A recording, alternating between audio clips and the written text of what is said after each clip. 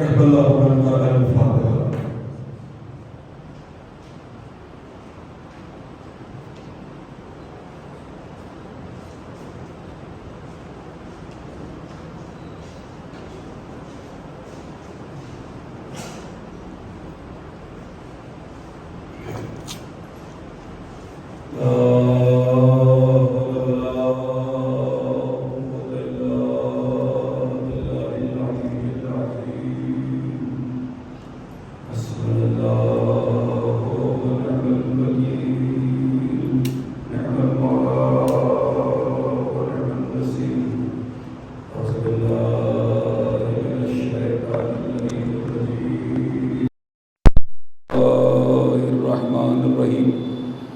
الحمد لله الذي لم يتخذ صاحبة ولا ولدا ولم يكن له ولي من الذل وكبره تكبيرا.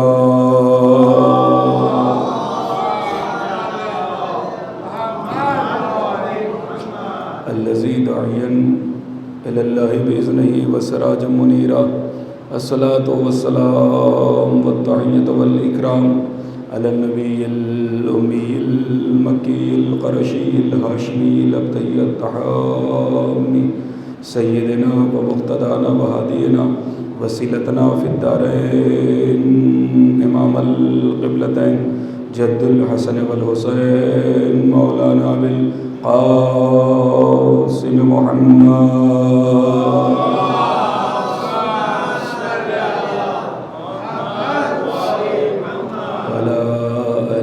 الطيبين الطاهرين المعصومين المظلومين المنتجبين المنتخبين واللعنة الدائمة الباقية على أعدائهم أجمعين. أما بعد فقد قال إمام جعفر الصادق عليه الصلاة والسلام إنا لقتل الحسين عليه الصلاة والسلام حرارة في قلوب المؤمنين لن تبرد أبدا.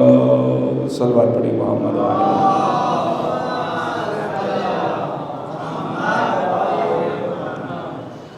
اذان گرامی قدر ماتم داران سرکار مظلوم کربلا ہم خاران رسول و آل رسول، الحمدللہ مسلسل جب سے فلک پر 1444 ہجری کا یہ چاند نمودار ہوا ہے، آپ حضرات و حسینہ و علیہ کی صداؤں کے ساتھ فرش غم پر فرش مجلس پر تشریف لا رہے ہیں. عزیزو، آج کی یہ پہلی تقریر ہے، عشرے کا پہلا خطاب ہے. انشاءاللہ کوشش یہ کروں گا کہ چند باتیں آپ کے سامنے بالکل تازہ ترین عرض کر سکوں، لیکن چونکہ آج کی پہلی تقریر ہے لہٰذا ممکن ہے کہ آپ کے سامنے کچھ ایسی باتیں بھی آئیں کہ جو باتیں اس سے پہلے پڑھ چکا ہوں، لیکن چونکہ میرے موضوع میں منسلک ہیں لہٰذا چند باتیں آپ کے سامنے، اور آج پہلی مجلس ہے لہٰذا کوشش یہ کروں گا کہ پوری طریقے سے آپ کو آمادہ کر سکوں کہ ایک منزل تک مجھے پہنچانا ہے. ہمارے اس عشرے کا عنوان ہم کون ہیں اور ہمارا کام کیا ہے. ہم کون ہیں اور ہمارا کام کیا ہے. اس لیے کہ میں بارہا کہتا ہوں آپ کے سامنے کہ جب تک ہمیں یہ سمجھ میں نہیں آئے گا کہ ہم کون ہیں تب تک یہ سمجھ میں نہیں آئے گا کہ ہمارا کام کیا ہے. پہلے ہمیں یہ سمجھنا ہوگا کہ ہم کون ہیں. اذان محترم، یعنی ہمارے عشرے کا مقصود یہ ہے کہ ہم عزادار ہیں، تو پھر ہماری ڈیوٹی کیا ہے، ہمارا کام کیا ہے، ہماری ذمہ داریاں کیا ہیں. انشاءاللہ آپ کے سامنے رفتہ رفتہ پورے عشرے کے اندر اسی عنوان کو لے کر آگے بڑھیں گے. آج گفتگو کا پہلا دن ہے، میں آپ کے سامنے ترجمہ کر رہا ہوں کہ میرے مولا نے، میرے سید نے، میرے آقا نے ارشاد فرمایا انا لقتل الحسین علیہ الصلاۃ والسلام، کہ حسین کے قتل سے، حسین کی شہادت سے ایک ایسی حرارت مومنین کے دلوں میں ابھرتی ہے کہ لن تبردا ابدا، کہ یہ حرارت کبھی بھی ٹھنڈی ہونے والی نہیں ہے، کبھی بھی خاموش ہونے والی نہیں ہے. اس سے پہلے میں ایک دو مجلس اسی عنوان پہ پڑھ چکا ہوں، بس صرف موضوع سے ٹچ کے لیے، موضوع سے ہم آہنگ ہونے کے لیے، متصل کرنے کے لیے یہ باتیں پڑھ رہا ہوں کہ صاحب امام نے ارشاد فرمایا، ایک صلوات پڑھے محمد، آواز زیادہ تیز ہے نا،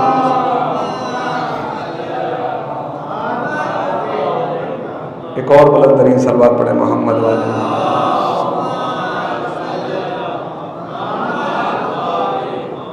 فیضان محترم میرے مولا نے ارشاد فرمایا، یہاں سے آمادہ ہو جائیں، گفتگو کا آغاز کر رہا ہوں کہ میرے مولا نے ارشاد فرمایا کہ اِنَّا لِقَتْلِ الْحُسَيْنِ حَرَارَةٌ فِي قُلُوبِ الْمُؤْمِنِينَ لَن تَبْرُدَ أَبَدًا، کہ شہادت حسین سے ایک ایسی حرارت مومنین کے دلوں میں ابھرتی ہے، ایک ایسی حرارت اٹھی ہے کہ جو کبھی بھی ٹھنڈی ہونے والی نہیں ہے۔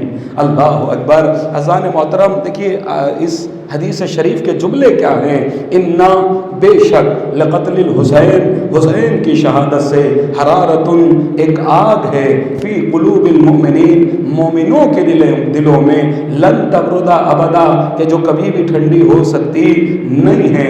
لفظ لن کا استعمال کیا ہے عربی کے اندر، جب بھی لفظ نہیں کو بولنا ہوتا ہے تو دو لفظ استعمال کرتے ہیں، لا کے معنی بھی نہیں، لن کے معنی بھی نہیں، دونوں کے معنی نہیں ہیں، لیکن دونوں میں زمین آسمان کا فرق ہے۔ بھئی لا جب بولا جائے گا تو لا کے بعد ہاں ہونے کے چانسز ہیں، لا میں ہاں بننے کے چانسز ہیں، لیکن جب لفظ لن کا استعمال کیا جائے گا تو اس میں ہاں ہونے کے چانسز نہیں ہیں۔ بہت توجہ چاہتا ہوں، اس کی مثال میں آپ کے سامنے یوں رکھوں کہ لا الہ الا اللہ، لا الہ کوئی خدا نہیں ہے، الا اللہ مگر اللہ کے، یعنی یہ لا ایک جگہ پر آ کر ہاں بن گیا، لا الہ کوئی خدا نہیں ہے، الا اللہ مگر اللہ کے، یعنی یہ لا ہاں بن گیا۔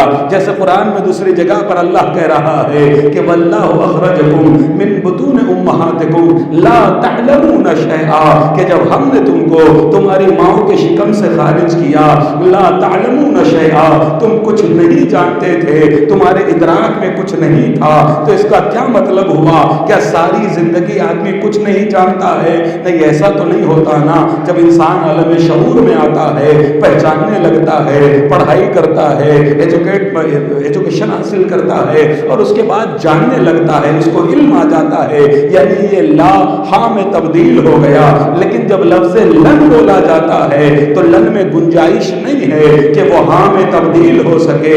جیسے جناب موسیٰ سے پروردگار عالم نے کہا تھا جب کوہ طور کے اوپر پوری قوم کو لے کر پہنچے تھے، پوری فوج کو لے کر پہنچے تھے، بھئی قوم کی یہی ضد تھی نا کہ اے موسیٰ ہم تیرے پروردگار کو دیکھیں گے، ہم تیرے خدا کو دیکھیں گے۔ جناب موسیٰ نے لاکھ سمجھایا کہ اللہ دیکھا نہیں جا سکتا ہے، اس لیے کہ اللہ کو ان آنکھوں سے نہیں دیکھا جاتا ہے۔ میرے مولا نے ارشاد فرمایا کہ علی اس اللہ کی عبادت ہی نہیں کرتا کہ جس کو دیکھا نہ ہو۔ بھئی یہیں سے گفتگو کا آغاز ہو رہا ہے، تھوڑی سی دیر کے لیے بہت اطمینان سے پڑھوں گا کہ جی صاحب کیا ہوا؟ کہ علی اس اللہ کی عبادت ہی نہیں کرتا ہے کہ جس علی نے جس اللہ کو دیکھا نہ ہو۔ تو ایک مرتبہ پڑھ کر صحابی نے سوال کر لیا، اے میرے مولا، اے میرے آقا، اے میرے سید، یہ بتائیے کہ کیا آپ نے اللہ کو دیکھا ہے؟ تو میرے مولا نے ارشاد فرمایا ہاں علی نے اللہ کو دیکھا ہے، مگر ان آنکھوں سے نہیں دیکھا ہے، دل کی آنکھوں سے دیکھا۔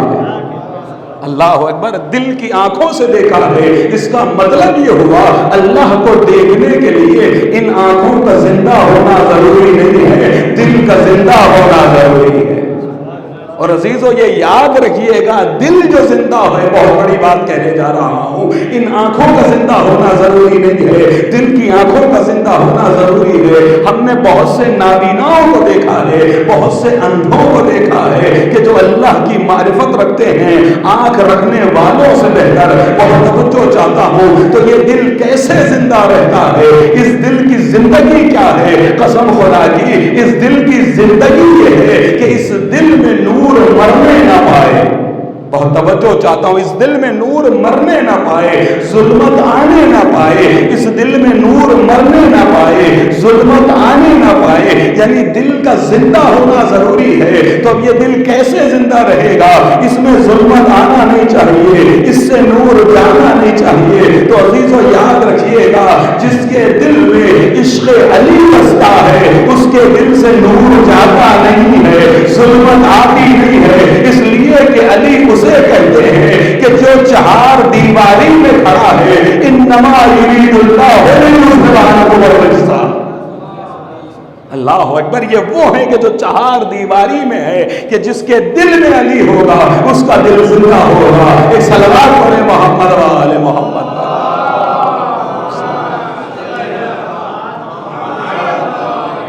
کہ زان محترم لن ترانی یا موسیٰ، کیا ہوا کہ لگے پوری فوج کو لے کر چلے ہیں، سمجھا رہے ہیں، منا رہے ہیں، مان جاؤ، خدا دکھائی نہیں دے گا، خدا کو دیکھا نہیں جا سکتا، لیکن ظاہر سی بات ہے ضدی قوم تھی، اڑیل قوم تھی، جناب موسیٰ کی قوم تھی، اتنی اڑیل قوم تھی کہ سامنے جو ہے وہ دریا بہ رہا تھا، پیچھے سے فرعون آ رہا تھا، وہیں کنارے پہ اڑ گئے، اڑ کے کہتے ہیں موسیٰ ہم 12 قبیلے ہیں، ایک راستے سے نہ جائیں گے۔ اللہ اکبر، ذرا جا کے یہیں سے بیدار ہو جائے کہ صاحب کیا کہتے ہیں، اے موسیٰ ہم 12 قبیلے ہیں، ایک راستے سے نہ جائیں گے۔ اما اتنی ضدی تھی کہ جن کے سروں پر تلواریں لٹک رہی ہو، موت جن کے گلے تک آ گئی ہو، تب بھی کہہ رہے ہیں موسیٰ ایک راستے سے نہیں جائیں گے، 12 راستے بنانے پڑیں گے۔ اللہ اکبر، جناب موسیٰ نے 12 راستے بنائے۔ اب یہیں پر توجہ چاہتا ہوں، بھئی ہادی کتنے ہیں؟ ہادی ایک تھا، قبیلے کتنے تھے؟ قبیلے 12 تھے۔ بہت توجہ چاہتا ہوں، اگر ایک ہادی ہو، ایک ہادی ہو تو 12 قبیلوں کو پار لگا سکتا ہے، تو جس کے پاس 12 ہادی ہو، اللہ اکبر، رضان محترم، جس کے پاس 12 ہادی ہو، کیا وہ ایک قوم شیعہ کو پار نہیں لگا سکتے؟ ایک صلوات پڑھے محمد و آل محمد۔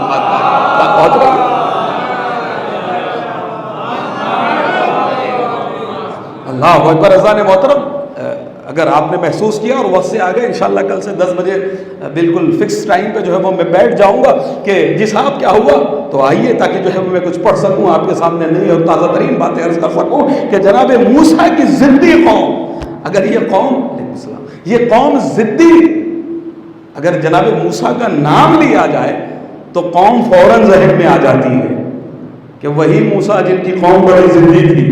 اللہ اکبر، اتنی ضدی تھی کہ آسمان کے کھانے کھا کے بھی تھک گئی تھی، کہہ رہی ہے موسیٰ ہمیں پیاس چاہیے۔ اللہ اکبر، ذرا سوچئے، من و سلوہ کے بعد اتنی ضدی قوم تھی، ایک مرتبہ اڑ گئی، اڑنے کے بعد کہتی نہ ہم تو اللہ کو دیکھیں گے، ہم تو اللہ کو بڑا سمجھایا جناب موسیٰ نے کہ نہ اللہ کو نہیں دیکھا جا سکتا، مان جاؤ، لیکن قوم ہے کہ ماننے کو راضی نہیں ہے۔ لیجئے صاحب، جناب موسیٰ کوہ طور پر لے کر چلنے کے بعد کہتے ہیں اے پروردگار، یہ میری قوم ہے، بڑی ضدی قوم ہے، اس کو تو ہی سمجھا سکتا ہے، تو ہی بتا سکتا ہے، میں منع کرتے کرتے تھک گیا، لیکن یہ مان نہیں رہے ہیں، یہ اڑے ہوئے ہیں کہ تجھے دیکھیں گے، تیرا دیدار کریں گے۔ اللہ نے کہا میں ایک نور کو چمکاؤں گا، بہت توجہ چاہتا ہوں کہ میں ایک نور کو چمکاؤں گا، اگر اس نور کے برق کو، اس کی بجلی کو انہوں نے برداشت کر لیا تو میرے نور کو بھی برداشت کر سکتے ہیں۔ اللہ اکبر، کوہ طور کے اوپر ایک نور چمکا ہے، لیکن رک کر یہاں پر میں آپ سے پوچھنا چاہتا ہوں یہ نور کس کا نور تھا؟ کیا یہ نور خدا کا نور تھا؟ کیا یہ نور اللہ کا نور تھا؟ کیا یہ خدا کا نور نہیں تھا، بلکہ اللہ نے پنجتن کا یکجا جلوہ نور چمکایا تھا۔ اللہ اکبر، کچھ کہہ رہا ہوں، ذرا جا کے بیدار ہو جائے کہ صاحب یہ پنجتن کا یکجا نور تھا جو کوہ طور پہ چمکا تھا۔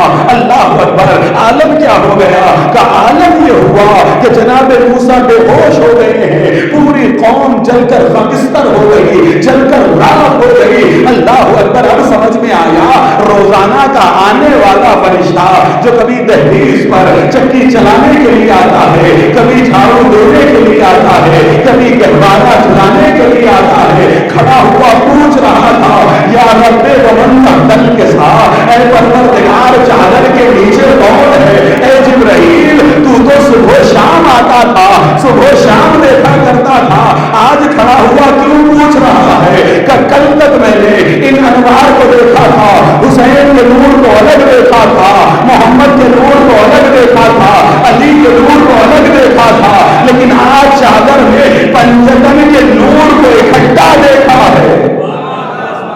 اللہ اکبر، اپنی عظمت کو پہچانو۔ میں نے کہا کہ ہمارا موضوع ہی یہ ہے کہ ہم کیا ہیں، ہماری عظمت کیا ہے، ہم کون ہیں، ہماری ڈیوٹی کیا ہے۔ قسم خدا کی یہ پنجتن کا نور کتنا عظیم ہے، شاید میں اپنی بات پہنچا جاؤں، بالکل تازہ بات ہے، نئی بات آپ کے سامنے پیش کر رہا ہوں کہ یہ پنجتن کا نور کتنا عظیم نور ہے کہ اگر یکجا آ جائے تو جبرائیل جیسا معصوم فرشتہ بھی نہ پہچان سکے۔ ارے اپنی عظمت کو پہچانو کہ تمہارے دل میں صرف ایک نور کی محبت نہیں ہے۔ اللہ اکبر، ذات محترم تمہارے دل میں ایک صلوات پڑھے محمد والے۔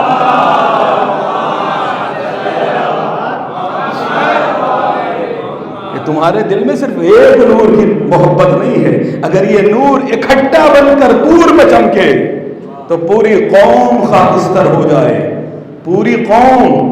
اللہ اکبر، اس نور کا کمال یہ ہے، لیکن تمہیں بنایا ہے۔ کل عرض کروں گا آپ کے سامنے کہ آپ ہیں کون، کل آئیے گا وقت سے انشاءاللہ، اور بڑی تاریخی مجلس ہوگی۔ اگر کل آپ آ گئے وقت سے تو میں شروع کر دوں گا اپنا بیان بالکل صحیح وقت پہ کہ جی صاحب کیا ہوا، آپ کون ہیں، کتنے عظیم ہیں۔ کہ لگے جناب موسیٰ جب کوہ طور میں پہنچے ہیں، بجلی چمکی ہے، سارے لوگ ختم ہو گئے، جل کر راکھ ہو گئے، جناب موسیٰ بے ہوش ہو گئے۔ جب ہوش آیا ہے، ایک مرتبہ قدرت کی آواز آتی ہے، لن ترانی یا موسیٰ، اے موسیٰ تم مجھے ہرگز ہرگز نہیں دیکھ سکتے۔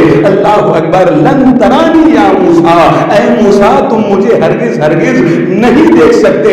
اس کا مطلب یہ ہوا کہ نہ زمین پر دیکھ سکتے ہو، نہ آسمان پر دیکھ سکتے ہو، نہ یہاں پہ دکھوں گا نہ وہاں پہ دکھوں گا۔ لن ترانی یا موسیٰ، اے موسیٰ تم دیکھ نہیں سکتے۔ اب میرے مولا نے کیا فرمایا، لن تبردا ابدا، یہ عشق حسین کی حرارت مومنین کے دلوں میں لن تبردا ابدا، کبھی بھی ٹھنڈی ہونے والی نہیں ہے۔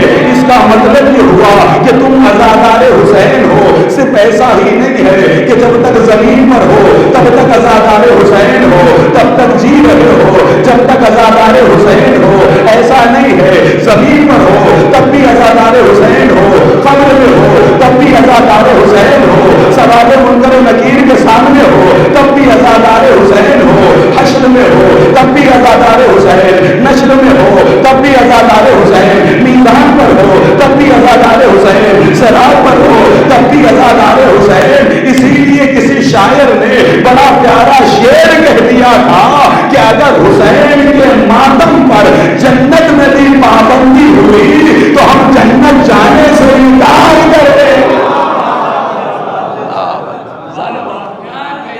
بلند ترین صلوات پڑھے محمد۔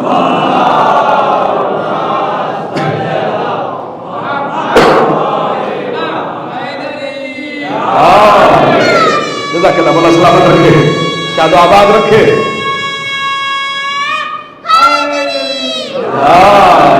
اللہ اکبر، بہرحال اللہ تمہیں شاد و آباد رکھے کہ تم اپنے ابا کی جگہ پہ جو ہے وہ الحمدللہ ایک صلوات پڑھے محمد و آل محمد۔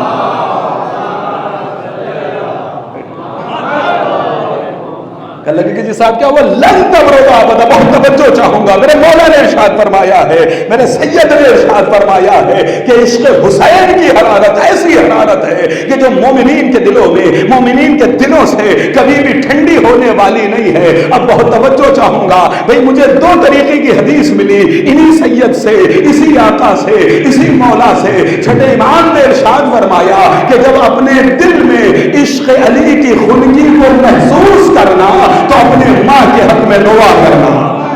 اللہ اکبر، رضان محترم جا کے تھوڑی سی دیر کے لیے میرا ساتھ دے دے کہ جی صاحب کیا فرمایا، انہی چھٹے امام نے ارشاد فرمایا کہ جب اپنے دل میں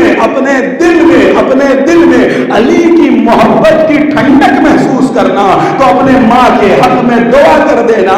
دوسری حدیث کیا ملی کہ مومنین کے دلوں میں قتل حسین کی حرارت کبھی ٹھنڈی ہونے والی نہیں ہے۔ میری سمجھ میں نہیں آ رہا ہے بھئی، دل ایک ہے چیزیں دو ہے، دل ایک ہے چیزیں دو ہیں۔ بھئی دنیا کا اصول یہ ہے نا، یا تو ایک جگہ پر آگ ہوگی یا ایک جگہ پر پانی ہوگا، اور جو زیادہ ہوگا وہ دوسرے کو ختم کر دے گا۔ اگر آگ زیادہ ہے پانی کو دھواں بنا کے اڑا دے گی، لیکن اگر پانی زیادہ ہے تو آگ کو بجھا دے گا۔ اللہ اکبر، یہ کیسے ممکن تھا کہ ایک دل میں عشق علی کی ٹھنڈک بھی مثال یوں دیتا ہوں کہ جیسے یہ چراغ آپ کی نگاہوں کے سامنے چل رہا ہے، بھئی اس میں کتنے تار لگے ہوئے ہیں؟ کیا اس میں 2 تار لگے ہوئے ہیں؟ کیا دونوں تار گرم ہیں؟ کیا نہیں دونوں تار گرم نہیں ہے؟ بھئی ایک تار گرم ہے، ایک تار ٹھنڈا ہے، اچھا دونوں ٹھنڈے لگا دو، کیا نہیں جلے گا؟ دونوں گرم لگا دو، کیا نہیں جلنے والا؟ ضروری ہے چراغ جلنے کے لیے کہ ایک تار ٹھنڈا ہو، دوسرا تار گرم ہو۔ قسم خدا کی میرے مولا نے فرمایا کہ دیکھو اگر چراغ ہدایت، چراغ ولایت دل میں جلانا ہے، اللہ رضا نے محترم ذرا جا کے خدا کے لیے بیدار ہو جائے کہ صاحب تمہیں چراغ جلانا ہے، اگر چراغ نور جلانا ہے، اپنے دل میں نور کو زندہ رکھنا ہے تو عشق علی کی ٹھنڈک بھی ضروری ہے، غم حسین کی حرارت بھی ضروری ہے۔ اس کی وجہ یہ ہے کہ عشق علی انسان کو بھٹکنے نہیں دیتا، غم حسین انسان کو مرنے نہیں دیتا۔ رضا نے محترم ایک صلوات پڑھے محمد و آل محمد۔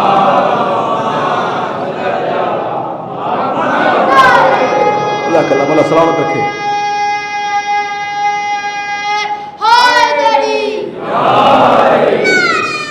اللہ کلام اللہ سلامت رکھے۔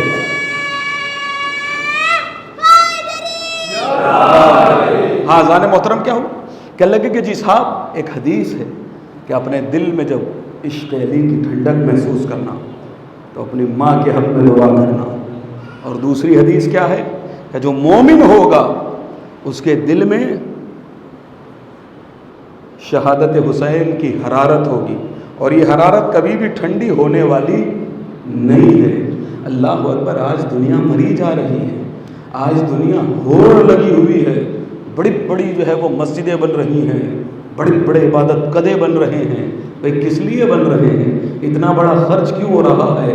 ہر کوئی یہاں سے لے کر یہاں تک کی ٹوپی لگا کر ہر کوئی یہ چاہتا ہے پہلی صف نصیب ہو جائے، پہلی صف میں آ جائیں۔ سب کا مقصد کیا ہے؟ سب کا بس ایک مقصد ہے، مومن بن جائیں، مومن بن جائیں۔ بھئی نماز کیوں پڑھ رہے ہو؟ کا مومن بن جائیں۔ تکبیریں کیوں کہہ رہے ہو؟ کا مومن بن جائیں۔ شہادتوں کا اعلان کیوں کر رہے ہو؟ کا مومن بن جائیں۔ قرأت کیوں کر رہے ہو؟ کا مومن بن جائیں۔ یہ تلاوت کلام ربانی کیوں ہے؟ کا مومن بن جائیں۔ یہ تسبیح کیوں ہے؟ کا مومن بن جائیں۔ یہ ذکر کیوں ہے؟ کا مومن بن جائیں۔ یہ تقدیس کیوں ہے؟ کا مومن بن جائیں۔ یہ رکوع کیوں ہے؟ کا مومن بن جائیں۔ یہ سجدے کیوں ہے؟ کا مومن بن جائیں۔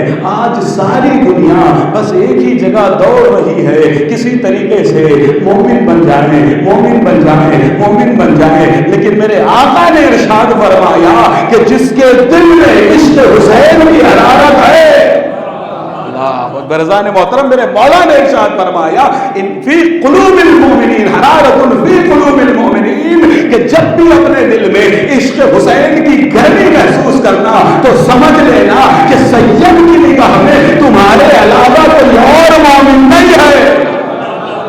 اللہ اکبر، سید کی نگاہ میں تمہارے علاوہ کوئی اور مومن نہیں ہے۔ اب مومن کی عظمت کیا ہے؟ مومن کی قیمت کیا ہے؟ مومن کا رتبہ کیا ہے؟ مومن کی قیمت یہ ہے کہ ایک مرتبہ رسالت مآب نے ارشاد فرمایا من اذا مؤمنا فقط آذانی، کہ جس نے مجھے اذیت پہنچائی، جس نے مومن کو من اذا مؤمنا فقط آذانی، کہ جس نے مومن کو اذیت پہنچائی اس نے مجھے اذیت پہنچائی، ومن آذانی فقط آذى اللہ، اور جس نے مجھے اذیت پہنچائی اس نے اللہ کو اذیت پہنچائی، ومن آذى اللہ، اور جس نے اللہ کو اذیت پہنچائی فهو ملعون، کہ وہ ملعون ہے، فی التوراۃ والانجیل والزبور والفرقان، کہ وہ ملعون ہے توریت کی نگاہ میں، انجیل کی نگاہ میں، زبور کی نگاہ میں، قرآن کی نگاہ میں۔ عظمت مومن کو سمجھ گئے کہ مومن کون ہے؟ کا مومن وہ ہے جس کے دل میں علی بستا ہو، مومن وہ ہے جس کے دل میں حسین بستا ہو۔ مومن کی عظمت کیا ہے؟ کہ رسول نے فرمایا جس نے مومن کو اذیت پہنچائی اس نے مجھے اذیت پہنچائی، جس نے مجھے اذیت پہنچائی اس نے اللہ کو اذیت پہنچائی، جس نے اللہ کو اذیت پہنچائی وہ ملعون ہے توریت کی نگاہ میں، انجیل کی نگاہ میں، زبور کی نگاہ میں، فرقان کی نگاہ میں۔ اب بہت توجہ چاہتا ہوں کہ جس نے مومن کو اذیت پہنچائی وہ قرآن کی نگاہ میں، زبور کی نگاہ میں، انجیل کی نگاہ میں، قرآن کی نگاہ میں ملعون ہے۔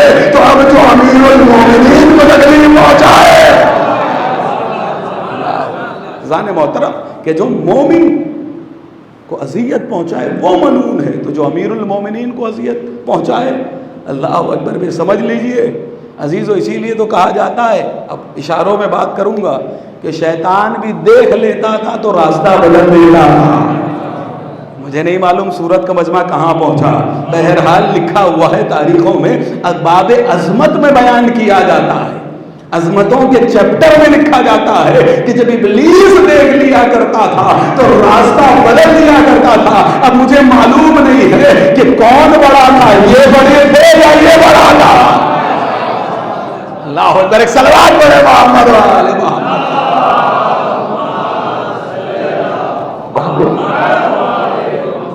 جزاک اللہ، اللہ سلامت رکھے۔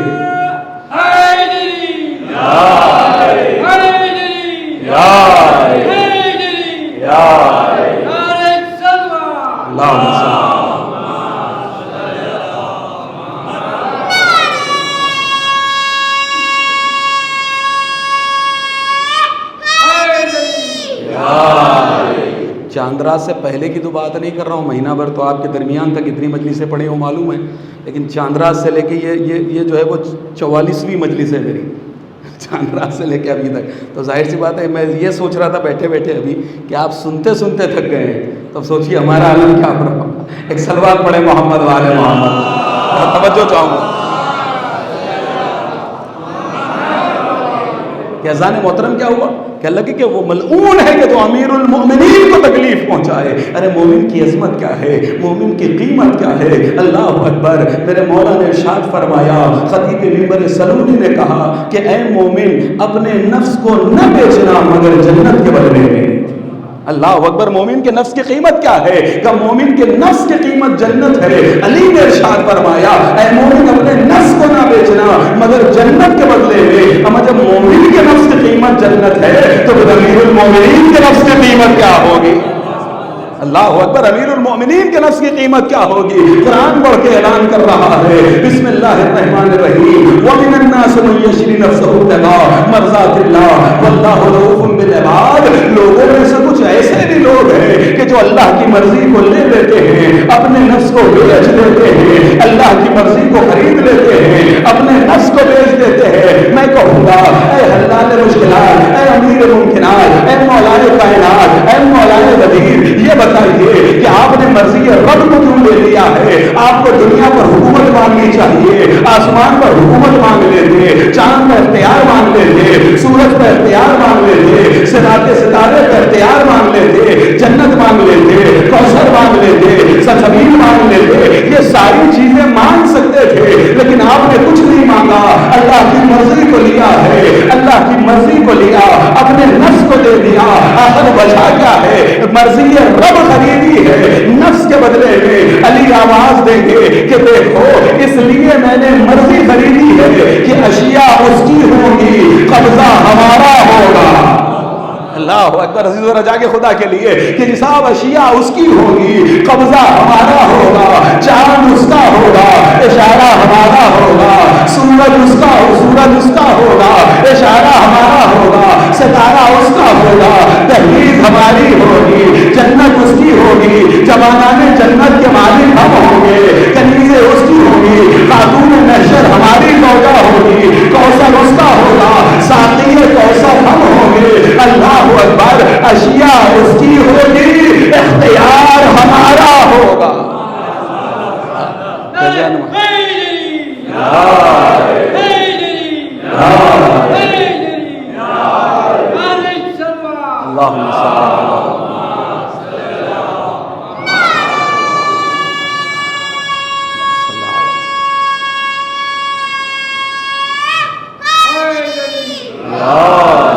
اللہ اکبر، اذان محترم، اور علی نے سونے کے عالم میں یہ سودا کیا ہے۔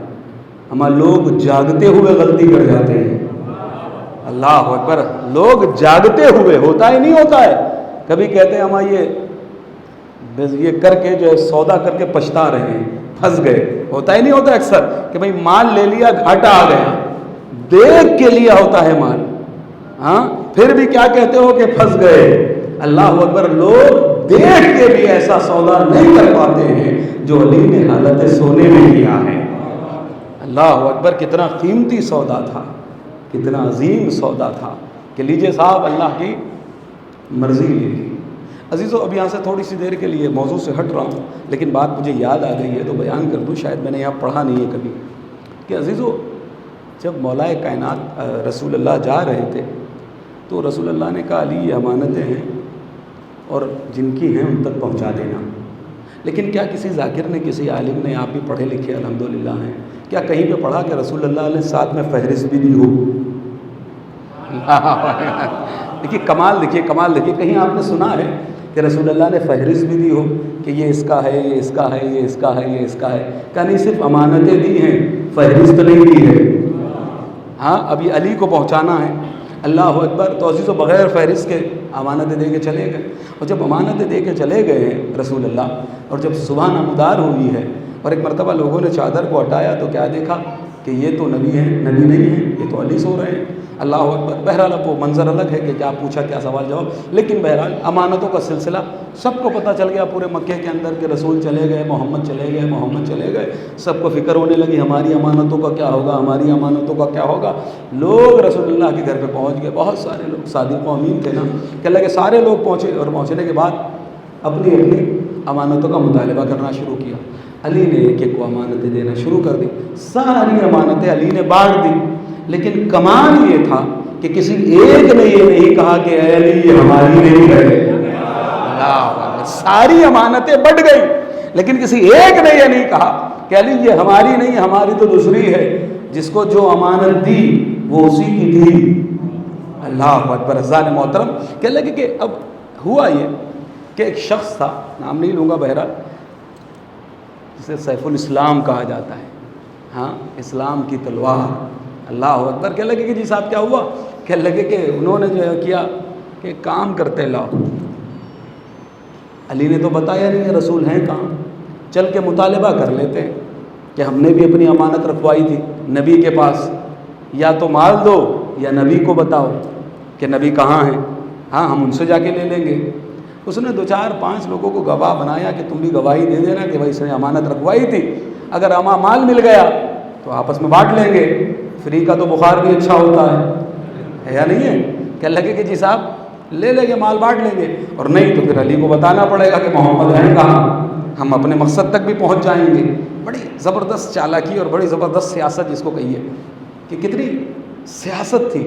علی نے اسی لیے تو کہا تھا کہ اس کے پاس عقل نہیں ہے، نکرا ہے۔ ہاں، میں بی بی زینب سلام اللہ علیہ کے خطبہ میں انشاءاللہ اسی دوران خطبہ آئے گا، جناب زینب سلام اللہ علیہ کا، امام سجاد کا خطبہ اسی عشرے میں پڑھوں گا، اور شاید صورت میں پہلی بار پڑھوں گا، لہٰذا آئیے گا کہ جی صاحب کیا ہوا۔ کہنے لگے کہ وہ کہتا ہے کہ سب لوگ گواہی دے دینا، چل کے مال مل گیا تو آپس میں بانٹ لیں گے، اور نہیں تو رسول اللہ کو بتانا ہوگا ان کو، میں رسول کہہ رہا ہوں نہ، محمد کو بتانا ہوگا محمد ہیں کہاں، ہم اپنے مقصد تک پہنچ جائیں گے۔ کہنے لگا ٹھیک ہے چلو، اب لیجیے صاحب، بڑی چالاکی کر کے پہنچنے کے بعد دخل باب کیا۔ علی نے کہا کون ہے؟ کہنے لگے فلاں صاحب۔ دروازہ کھولا، کہا کیا بات ہے؟ کہنے لگے ہم اپنی امانت لینے آئے ہیں۔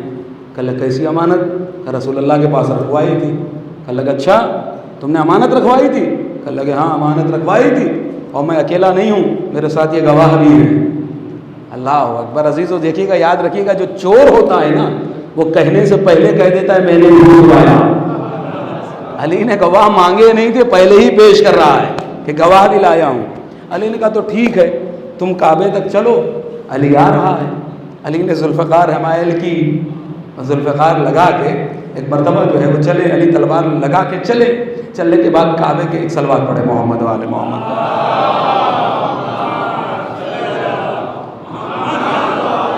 دیکھیے یہ پڑھا لکھا مجمع ہے، بہرحال ابھی اعتراض ہو جائے گا، ویڈیو بھی چل رہی ہے، ذوالفقار تو جنگ احد میں نازل ہوئی ہے، آپ کہیں گے ابھی تو ہجرت ہو رہی ہے، ابھی تو پہلی جنگ بھی نہیں ہوئی ہے، مولانا کہہ رہے ذوالفقار۔ بہرحال وہ چونکہ کثرت استعمال ہے علی کے لیے کہ ذوالفقار صاحب ذوالفقار، لہٰذا وہ جملہ نکل گیا، معذرت اس کے لیے کہ جی صاحب کیا ہوا؟ کہ اللہ کہ علی چلے، اب کعبے کے قریب یہ اطمینان سے بیٹھے ہوئے کہ اب مال آ رہا ہے، ہاں کچھ نہ کچھ علی دیں گے ضرور، تبھی کعبے تک بھیجا۔ جب کعبے تک میرا مولا پہنچ گیا تو ایک مرتبہ علی نے کہا بھائی کس کا تھا مال؟ کہنے لگے سرکار میرا۔ کہنے لگے اچھا ادھر آؤ۔ کہنے لگے تمہارے گواہ کہاں ہیں؟ کہنے لگے یہ گواہ ہیں سب میرے۔ اچھا ٹھیک ہے، کہ تم یہاں بیٹھ جاؤ۔ دوسرے کو کہا تم وہاں بیٹھ جاؤ، تیسرے سے کہا تم وہاں بیٹھ جاؤ، چوتھے کا تم وہاں بیٹھ جاؤ، پانچویں سے کہا وہاں بیٹھ جاؤ، سب کو کعبے کے چاروں گرد گول راؤنڈ میں علی نے بٹھال دیا۔ بٹھالنے کے بعد سب سے پہلے پہنچے مدعی کے پاس جس کا دعویٰ تھا، کہنے لگے یہ بتاؤ امانت رکھوائی کیا تھی؟ اللہ اکبر۔ کہنے لگے کہ میں نے جو ہے وہ مثلاً مثال کہ 100 درہم رکھوائے تھے۔ کہنے لگے اچھا، کہ یہ بتاؤ رسول اللہ تھے کہاں؟ کہنے لگے رسول اللہ گھر میں تھے۔ کہ دن کون سا تھا؟ کہ پیر کا دن تھا۔ وقت کیا تھا؟ کہ شام کا وقت تھا۔ علی نے کہا ٹھیک ہے۔ علی وہاں سے اٹھے، دوسرے کے پاس آئے، آنے کے بعد وہی 4 سوال علی نے اس سے کر لیے کہ بھائی اس نے امانت رکھوائی تھی؟ کہاں رکھوائی تھی؟ کہ کیا رکھوایا تھا؟ کہ چاندی تھی۔ اللہ اکبر، اللہ اکبر، جائیے خدا کے لیے بیدار ہو جائے، بہت دھیرے دھیرے چلوں گا۔ کہ لگے ساتھ چاندی تھی۔ اللہ اکبر، کب رکھوایا تھا؟ کہ دوپہر کا وقت تھا۔ کہ رسول اللہ کیا کر رہے تھے؟ کہ رسول اللہ بازار میں تھے۔ اللہ اکبر، دن کون سا تھا؟ کہنے لگے جمعرات تھی۔ لیجیے علی ایک ایک کے قریب جاتے رہے، سب سے سوال کرتے رہے، کسی نے کہا سونا تھا، کسی نے کہا چاندی تھا، کسی نے کہا درہم ہے، کسی نے کہا دینار ہے۔ اللہ اکبر، جس کے دل میں جو آیا، کسی نے کہا بدھ تھا، کسی نے کہا جمعرات تھا، کسی نے کہا منگل تھا، کوئی کہہ رہا تھا رسول اللہ گھر میں ہے، کوئی کہہ رہا ہے مارکیٹ میں ہے، کوئی کہہ رہا بازار میں ہے، کوئی کہہ رہا تھا حرم میں تھے۔ اللہ اکبر، جب سب کی علی سن چکے تو علی نے سب کو اکٹھا کر کے یہ پوچھا کہ یہ بتاؤ کہ امانتیں تم سب نے رکھوائی تھی یا اس اکیلے نے رکھوائی تھی؟ اللہ اکبر، تم سب نے رکھوائی تھی یا اس اکیلے نے رکھوائی تھی؟ اللہ اکبر، علی کو جھوٹا ثابت کرنے آیا تھا، جھوٹا خود بن کے جا رہا تھا، منہ لٹکا کے واپس چل دیے۔ اب ایک جملہ کہوں گا، عظمت علی کا انکار نہ کیا کرو، عظمت علی بیان کیا کرو، اس لیے کہ علی کی ذات وہ ذات ہے کہ اگر علی بستر پر سو جائے تو رسالت کی جان کو بچا لے، اگر رسول کے بستر سے بیدار ہو جائے تو کردار رسول کو بچا لے۔ اگر سو جائے بستر پہ تو جان رسالت کو بچائے، اور بیدار ہو جائے بستر سے تو کردار رسالت کو بچا لے۔ اللہ اکبر۔ تو عزیزو، یہ رسالت میں آپ کے کردار کو بچایا۔ بس عزیزو، اسی دین کو بچانے کے لیے کہ جو وعدہ علی مرتضیٰ نے کیا تھا، کربلا میں حسین پہنچے، جس دین کو بچانے کے لیے حسین نے وعدہ کیا تھا، اس دین کو بچانے کے لیے حسین نکلے۔ نکلنے کا انداز کیا ہے کہ ایک جملہ کہا کہ نہ میں فتنہ و فساد کے لیے جا رہا ہوں، نہ میں حکومت کے لالچ میں جا رہا ہوں، بلکہ میں اپنے دین، اپنے نانا کی امت کی اصلاح کے لیے جا رہا ہوں۔ اللہ اکبر۔ اور عزیزو، وجہ یہی بنی کہ جب امام حسین علیہ السلام آخری وقت ہے، میرے مولا نے سوال کیا، تم مجھے کس جرم میں قتل کر رہے ہو؟ تو اسے جواب آیا، بغضاً لأبی، آپ کو آپ کے بابا کے بغض میں قتل کر رہے ہیں۔ اللہ اکبر۔ اور عزیزو، جب یہ بغض دل و دماغ پہ چڑھتا ہے تو پھر انسان حیوان بن جاتا ہے، پھر انسان نہ بچے دیکھتا ہے، نہ ضعیف دیکھتا ہے، نہ بیمار دیکھتا ہے۔ اللہ اکبر۔ کیا کسی انسان کو آپ نے دیکھا ہے کہ وہ ایسا پتھر دل ہو جائے کہ 4 سال کی بچی کے تماچے لگائے جائیں؟ عزیزو، کوشش یہ کروں گا اس عشرے کے اندر کہ کثرت سے بھی سکینہ سلام اللہ علیہا کے مصائب پڑھوں، اور جو لوگ مریض ہیں، بیمار ہیں، وہ اپنے شفا کے لیے دعا بھی کر لینا۔ اللہ اکبر۔ کیا کہیں دیکھا ہے آپ نے کہ انسان اتنا پتھر دل ہو جاتا ہے کہ وہ 4 برس کی بچی کو تماچے لگائے؟ اور اللہ اکبر، تماچے بھی کیسے تماچے لگائے گئے کہ آج 1400 سال ہو رہے ہیں لیکن سکینہ کا رخسار آج بھی نیلا ہے۔ اللہ اکبر۔ آپ کی آوازیں بلند ہو گئی، اللہ آپ کی آوازوں پر رحمت نازل فرمائے۔ اللہ اکبر۔ ہم عزیزو، سکینہ کا عالم کیا ہے؟ جب امام حسین علیہ السلام کی شہادت ہوئی نا، سکینہ کو یہ امید تھی، سکینہ نے تو یہ دیکھا تھا نا کہ جس کا بابا مر جاتا ہے اسے زانوں میں بیٹھال کر سر پر سے ہاتھ کو پھرایا جاتا ہے، اس کے کانوں میں بندے پہنائے جاتے ہیں، اس سے محبت سے پیش آیا جاتا ہے۔ اللہ اکبر۔ جب حضرت مسلم شہید ہوئے ہیں، امام حسین علیہ السلام نے مسلم کی یتیمہ کو زانوں پر بیٹھانا تھا، بندے پہنائے تھے.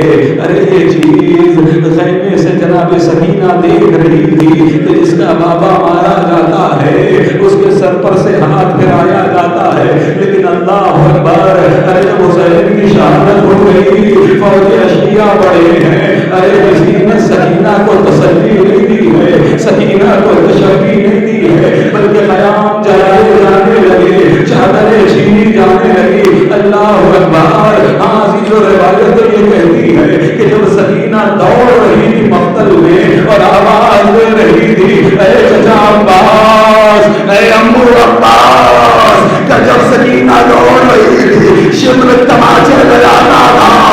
اللہ اکبر. عزیزو روایتوں کے جملے یہ ہیں کہ جب خیام جلنے لگے تو ایک بچی حمید ابن مسلم کہتا ہے میں نے دیکھا جس کا دامن جل رہا ہے، جو مقتل میں دوڑ رہی ہے، بس مجھے بچی پہ رحم آ گیا. میں نے رہبار کو دوڑایا، بچی کے قریب پہنچا. پہنچنے کے بعد ایک مرتبہ جیسے ہی میں رہبار سے اترا، بچی نے فوراً سہم کر کہا اے ظالم اب تماچے نہ لگانا، اے ظالم اب تماچے نہ لگانا. اللہ اکبر. حمید ابن مسلم کہتا ہے میں نے فوراً بچی کی دامن کی آگ کو بجھا دیا. بس سکینہ نے پلٹ کر کہا اے آنے والے، تو رحم دل لگتا ہے اس لیے کہ جب سے میرا بابا شہید ہوا ہے کسی نے تماچے لگائے ہیں، کسی نے چادر چھینی ہے، کسی نے بندے چھینے ہیں، لیکن تو رحم دل لگتا ہے، تو نے دامن کی آگ کو بجھایا ہے. بس ایک رحم اور کر دے، مجھے نجف کا راستہ بتا دے.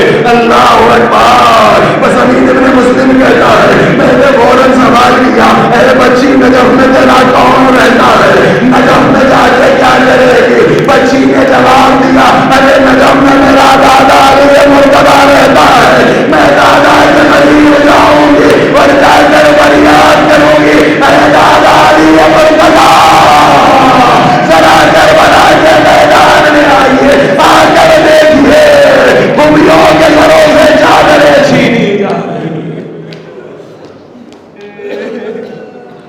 انا للہ و انا الیہ راجعون. رضم قضاء و تسلیم.